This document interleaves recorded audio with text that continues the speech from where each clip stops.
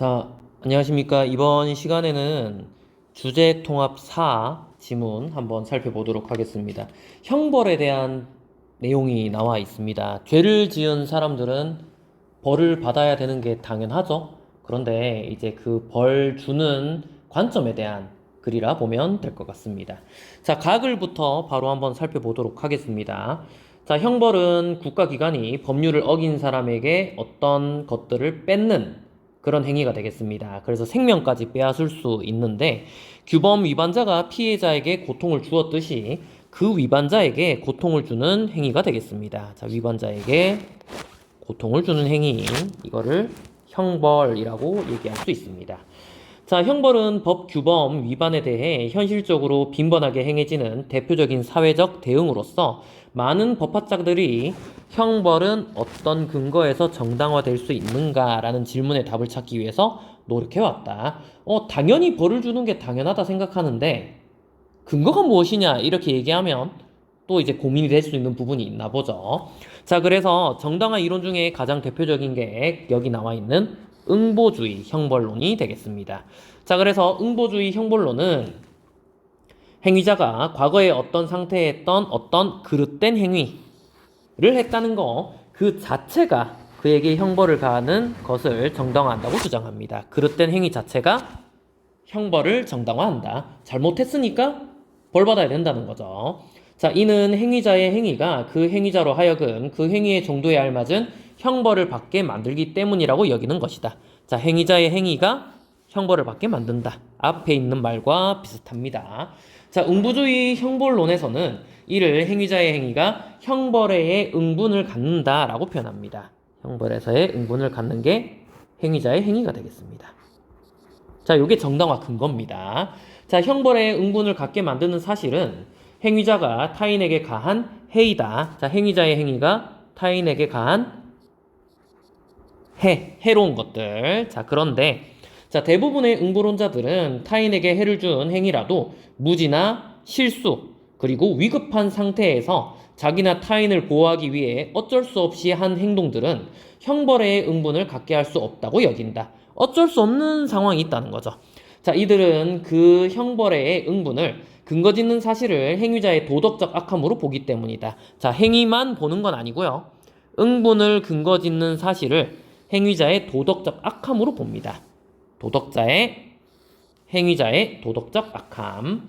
자, 우리는 흔히 어떤 행위자가 악한 마음을 가지고 도덕적 그릇된 행위를 저질렀을 때 그에게 그 행위에 대한 책임이 있다고 말을 합니다. 자, 그래서 그 어떤 그릇된 행위만 있으면 되는 게 아니고 악한 마음을 같이 가지고 있어야 됩니다. 자, 이런 점에서 보면 책임이 형벌의 응분을 근거 짓는 것이라고 할 수 있겠다. 자, 책임이란 말도 보이고요.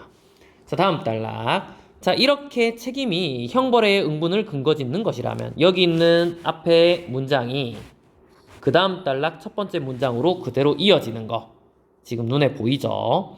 자, 근거 짓는 것이라면 응분을 근거 짓는 책임에 따라 행위자를 처벌하는 것은 당연히 정당화된다. 자, 전통적 응보론자들은 자, 책임에 따른 처벌을 정당화시키기 위해 시정적 정의라는 것을 내세웁니다. 시정적 정의는 자, 전통적 응보론자 시정적 정의 나오는데 지금 여기서 나오는 이 시정은 고친다라는 뜻을 가지고 있습니다. 왜 군에서 이제 얘기할 때 뭐 시정하겠습니다 이렇게 얘기를 하죠. 질책 같은 걸 했을 때 시정하겠습니다 이렇게 얘기하는 그 시정과 연관되는데 자, 정의로운 상태가 깨졌을 때 이를 회복시키는 것을 정의라고 봅니다. 자, 그들은 행위자의 그릇된 행동으로 정의로운 상태가 파괴되었을 때 그에게 가해지는 형벌이 그에 의해 파괴된 정의로운 상태를 회복시키는 점에서 정당화된다고 볼 수 있다. 자, 정의로운 상태를 회복한다. 자, 요거 회복한다. 똑같은 말이라고 보면 되겠죠. 자, 전통적 음보론자로 평가받는 플라톤에 따르면 자, 그럼 플라톤도 이렇게 똑같이 체크.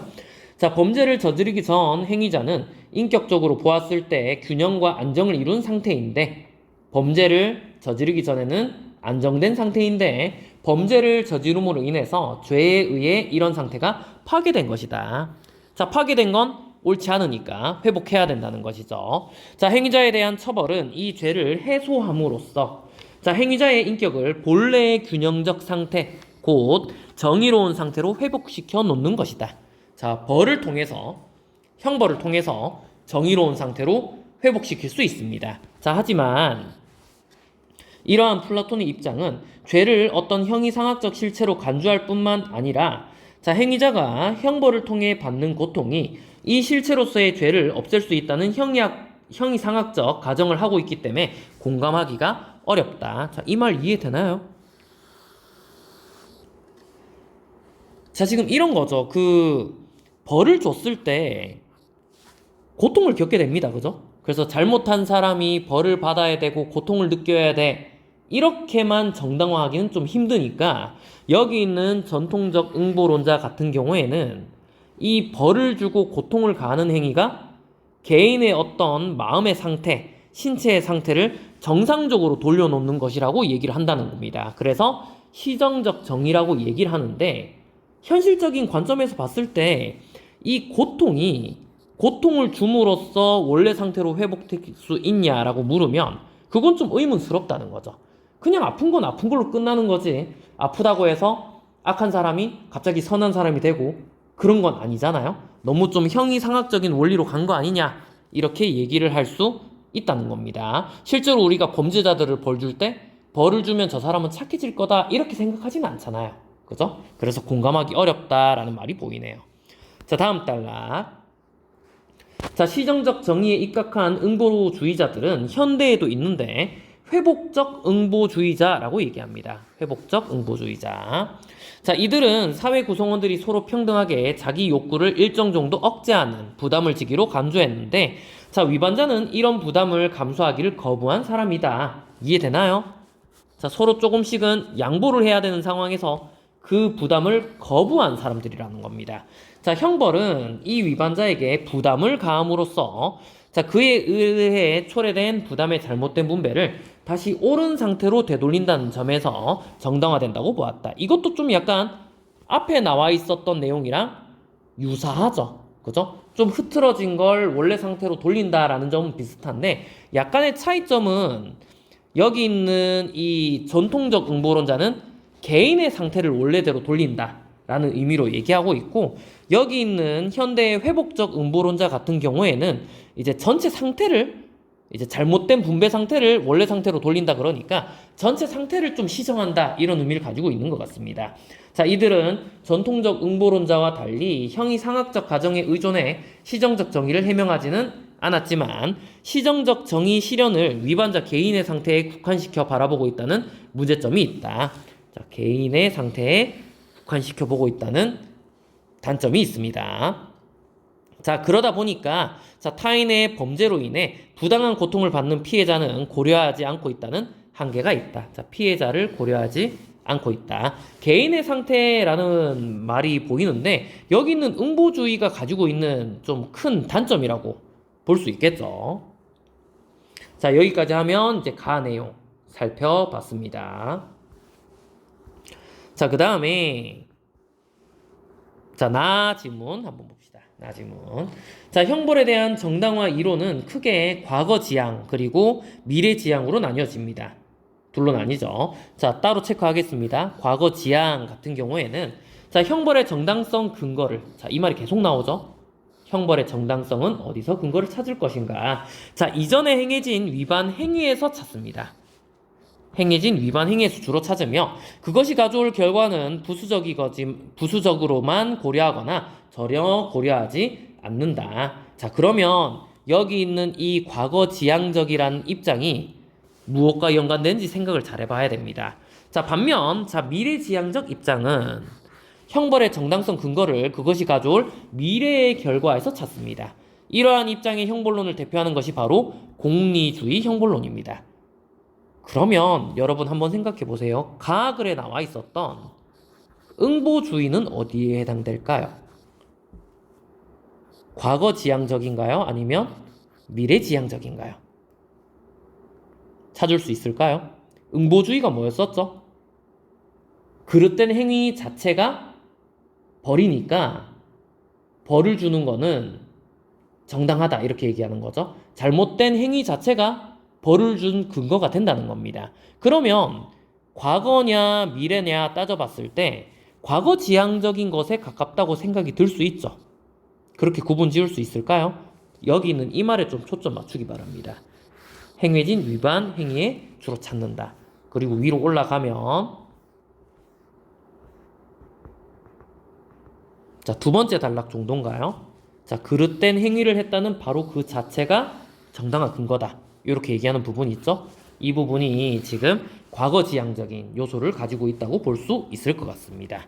이렇게 확인할 수 있겠죠. 자, 그래서 미래의 부수적인 거 따지지 않는데 미래의 것을 따지는 게 지금 공리주의다. 이렇게 얘기합니다. 자, 뒤로 넘겨서 자, 빠르게 한번 살펴보겠습니다. 인간은 행복을 추구하는데 그 행복은 궁극적 가치라고도 할 수가 있습니다.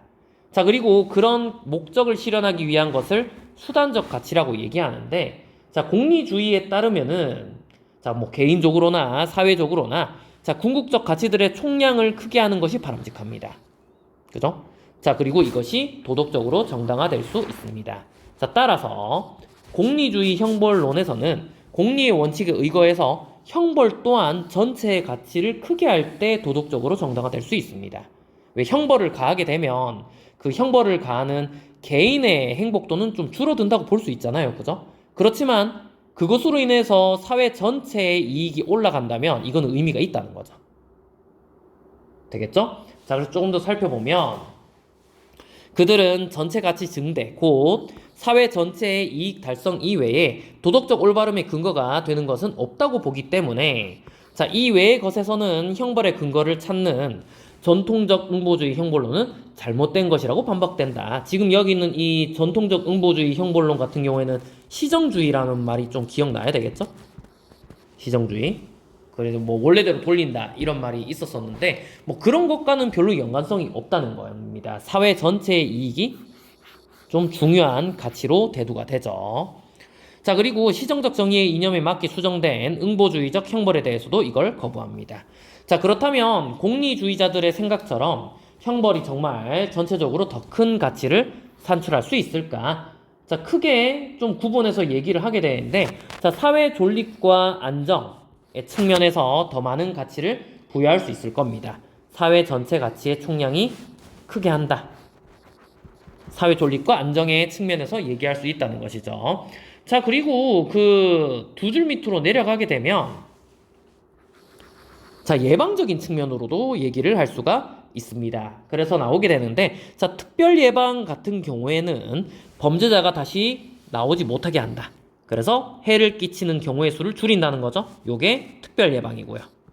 자, 그 다음에 형벌을 통해서 다른 사회 구성원이 범죄 저지를 생각을 못하도록 만든다는 겁니다. 요게 일반 예방입니다. 그래서 예방 효과를 보았을 때 사회 전체의 안정과 질서에 기여한다고 볼 수 있을 겁니다. 자, 하지만 자, 한계점이 나오죠. 자, 공리주의 형벌 같은 경우에는 사회 전체 이익을 증진시킬 수 있다면 자, 부정의한 방식의 형벌도 허용해야 하며 오히려 그러한 부정의한 형벌을 가하지 않는 것을 도덕적으로 그른 것이라고 주장한다. 자, 예컨대 라고 하면서 좀 약간 가혹한 형벌이라든지 연좌제 이런 것들이 나오죠.